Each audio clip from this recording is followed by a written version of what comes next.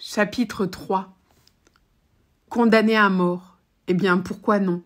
Les hommes, je me rappelle l'avoir lu dans je ne sais quel livre où il n'y avait que cela de bon, les hommes sont tous condamnés à mort avec des sursis indéfinis. Qu'y a-t-il donc de si changé à ma situation? Depuis l'heure où mon arrêt a été prononcé, combien sont morts qui s'arrangeaient pour une longue vie? Combien m'ont devancé qui, jeune, libre et sain, comptait bien aller voir tel jour tomber ma tête en place de grève? Combien d'ici là, peut-être, qui marchent et respirent au grand air, entrent et sortent à leur gré et qui me devanceront encore? Et puis, qu'est-ce que la vie a donc de si regrettable pour moi? En vérité, le jour sombre et le pain noir du cachot, la portion de bouillon maigre puisée au baquet des galériens, être rudoyé, moi qui suis raffiné par éducation, être brutalisé des guichetiers et des gardes-chourmes, ne pas voir un être humain qui me croit digne d'une parole et à qui je le rende, sans cesse tressaillir et de ce que j'ai fait et de ce qu'on me fera, voilà à peu près les seuls biens que puisse m'enlever le bourreau. Ah, n'importe, c'est horrible. Chapitre 4. La voiture noire me transporta ici, dans ce hideux Bicêtre. Vu de loin, cet édifice a quelque majesté. Il se déroule à l'horizon, au front d'une colline et à distance garde quelque chose de son ancienne splendeur, un air de château de roi. Mais à mesure que vous approchez, le palais devient masure. Les pignons dégradés blessent l'œil. Je ne sais quoi de honteux et d'appauvri salit ces royales façades. On dirait que les murs ont une lèpre.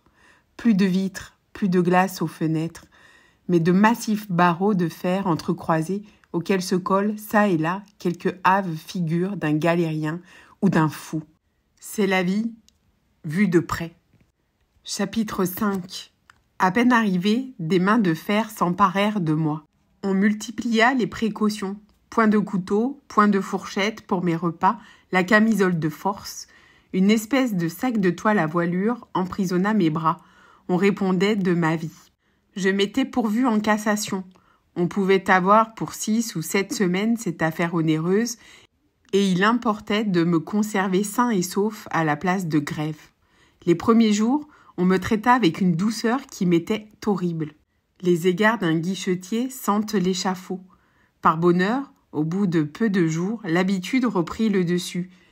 Ils me confondirent avec les autres prisonniers dans une commune brutalité et n'eurent plus de ces distinctions inaccoutumées de politesse qui me remettaient sans cesse le bourreau sous les yeux. Ce ne fut pas la seule amélioration. Ma jeunesse, ma docilité, les soins de l'aumônier de la prison et surtout quelques mots en latin que j'adressais au concierge qui ne les comprit pas m'ouvrirent la promenade une fois par semaine avec les autres détenus et firent disparaître la camisole où j'étais paralysée. Après bien des hésitations, on m'a aussi donné de l'encre, du papier, des plumes et une lampe de nuit. Tous les dimanches, après la messe, on me lâche dans le préau à l'heure de la récréation. Là, je cause avec les détenus. Il le faut bien. Ils sont bonnes gens, les misérables. Ils me comptent leur tour. Ce serait à faire horreur, mais je sais qu'ils se vantent.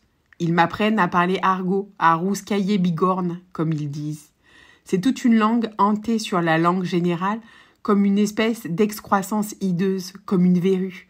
Quelquefois, une énergie singulière, un pittoresque effrayant.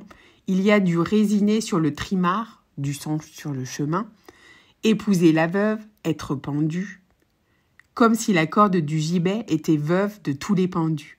La tête d'un voleur a 2 noms. La Sorbonne, quand elle médite, raisonne et conseille le crime. La tronche, quand le bourreau la coupe. Quelquefois de l'esprit de vaudeville, un cachemire d'osier, une hotte de chiffonnier, la menteuse, la langue, et puis partout, à chaque instant, des mots bizarres, mystérieux, laids et sordides, venus on ne sait d'où. Le tôle, le bourreau, la cône, la mort, la placarde, la place des exécutions. On dirait des crapauds et des araignées. Quand on entend parler cette langue, cela fait l'effet de quelque chose de sale et de poudreux, d'une liasse de haillons que l'on secourait devant vous. Du moins, ces hommes-là me plaignent, ils sont les seuls. Les geôliers, les guichetiers, les porte-clés, je ne leur en veux pas. cause et rit et parle de moi, devant moi, comme d'une chose. Chapitre 6. Je me suis dit, puisque j'ai le moyen d'écrire, pourquoi ne le ferais-je pas? Mais quoi écrire? Pris entre 4 murailles de pierre, nues et froides, sans liberté pour mes pas, sans horizon pour mes yeux, pour unique distraction, machinalement occupé tout le jour à suivre la marche lente de ce carré blanchâtre que le Judas de ma porte découpe vis-à-vis sur le mur sombre, et comme je le disais tout à l'heure, seul à seul avec une idée de crime et de châtiment, de meurtre et de mort. Est-ce que je puis avoir quelque chose à dire, moi qui n'ai plus rien à faire dans ce monde? Et que trouverais-je dans ce cerveau flétri et vide qui vaille la peine d'être écrit? Pourquoi non? Si tout autour de moi est monotone et décoloré, n'y a-t-il pas en moi une tempête, une lutte, une tragédie?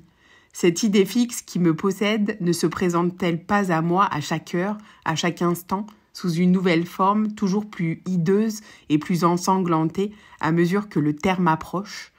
Pourquoi n'essaierais-je pas de me dire à moi-même tout ce que j'éprouve de violent et d'inconnu dans la situation abandonnée où me voilà? Certes, la matière est riche et si abrégée que soit ma vie, il y aura bien dans les angoisses, dans les terreurs, dans les tortures qui la rempliront, de cette heure à la dernière, de quoi user cette plume et tarir cet encrier. D'ailleurs, ces angoisses, le seul moyen d'en moins souffrir, c'est de les observer, et les peindre m'en distraira. Et puis, ce que j'écrirai ainsi ne sera peut-être pas inutile. Ce journal de mes souffrances, heure par heure, minute par minute, supplice par supplice, si j'ai la force de le mener jusqu'au moment où il me sera physiquement impossible de continuer cette histoire, nécessairement inachevée, mais aussi complète que possible de mes sensations, ne portera-t-elle point avec elle un grand et profond enseignement? N'y aura-t-il pas dans ce procès verbal de la pensée agonisante, dans cette progression toujours croissante de douleur, dans cette espèce d'autopsie intellectuelle d'un condamné, plus d'une leçon pour ceux qui condamnent? Peut-être cette lecture leur rendra-t-elle la main moins légère quand il s'agira quelque autre fois de jeter une tête qui pense, une tête d'homme, dans ce qu'ils appellent la balance de la justice.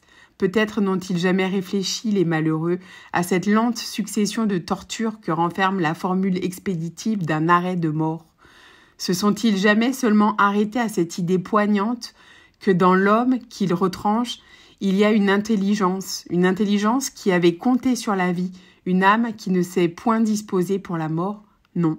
Ils ne voient dans tout cela que la chute verticale d'un couteau triangulaire et pensent sans doute que pour le condamné, il n'y a rien avant, rien après. Ces feuilles les détromperont. Publiées peut-être un jour, elles arrêteront quelques moments leur esprit sur les souffrances de l'esprit. Car ce sont celles-là qu'ils ne soupçonnent pas. Ils sont triomphants de pouvoir tuer sans presque faire souffrir le corps. Et c'est bien de cela qu'il s'agit. Qu'est-ce que la douleur physique près de la douleur morale? Horreur et pitié des lois faites ainsi. Un jour viendra et peut-être ces mémoires, derniers confidents d'un misérable, y auront-ils contribué. À moins qu'après ma mort, le vent ne joue dans le préau avec ses morceaux de papier souillés de boue ou qu'il n'aille pourrir à la pluie, collé en étoile à la vitre cassée d'un guichetier.